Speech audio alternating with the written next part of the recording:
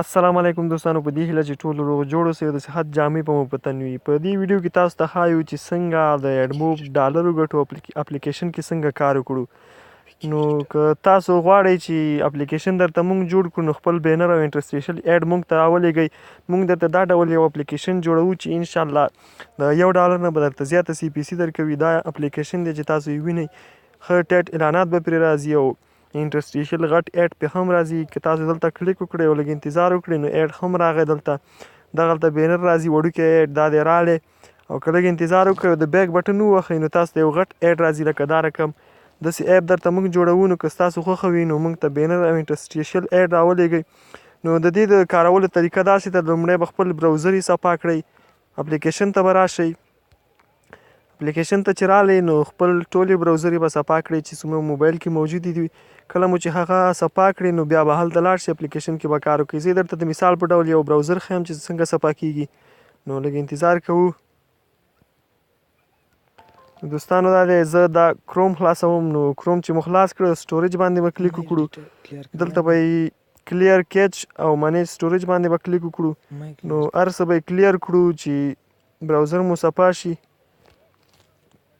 نو راځو اوس چې څنګه په اپلیکیشن کې کار وکړو. لومړی به یو VPN تاسو د پلی سټور څخه ډاونلوډ کړئ چې هر رقم VPN وي. نو دلته به کلیک وکړئ. ما یو VPN ډاونلوډ کړی، یوګا VPN، او په دې کلیک کوم او دلته ورته یو هیواد انتخابوم.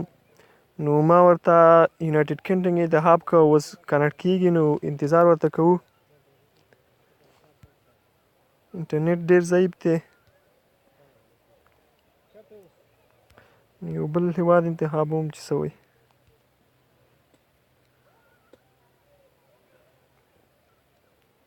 دوستانو انټرنیټ کار نه کوي نو زه بغیر د VPN کلیکونه کوم. نو را به شي تاسو په همدا اپلیکیشن خلاص کړئ.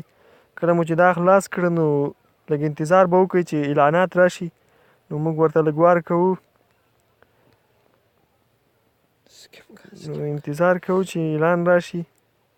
نو دوستانو دا د اعلان نه دی، زه په اعلان کلیک کوم او ډایرکټ یو براوزر لځي. نو دا براوزر خلاصیږي او اعلان چې تاسو کله ګورئ نو یو 2-3 منټه وخت به پکې تېروئ. نو دا اعلان اوس اوپن کیږي. نو وار ورته کوو چې اوپن شي. دا د اعلان هم اوپن شو. نو دې اعلان کې به تاسو داسې ځئ که چېرته پکې د راجستر ځای و نو ځان پکې راجستر کوئ. غلط باندې غلط شیان ورکوئ او ځان پکې راجستر کوئ. تاسو ته به ښه ډالر درکوي. نو په دې طریقه به تاسو په دې سایټ کې 2-3 منټه پاتې کیږئ چې هغوی ته پته ولګېږي چې زموږ سایټ ته څوک راغلی و، یو اعلان یې وکته. نو په همدې طریقه به تاسو خپل کار کوئ او د ایډموب نه به ډالر ګټئ. نو دا وه د اپلیکیشن د کارولو طریقه. نو زما سره د VPN کنیکټ نه شو نو همدې وجې مې VPN کلیک وکړی. نو دغه شان غټ ایډ که رالی په دې هم کلیک کوئ چې زیاتې پیسې په دې ورکوي. نو همداسې کلیکونو ته خپله ادامه ورکړئ او ځان پکې راجستر کوئ. نو انشاءالله تاسو ته به ښه CPC درکوي.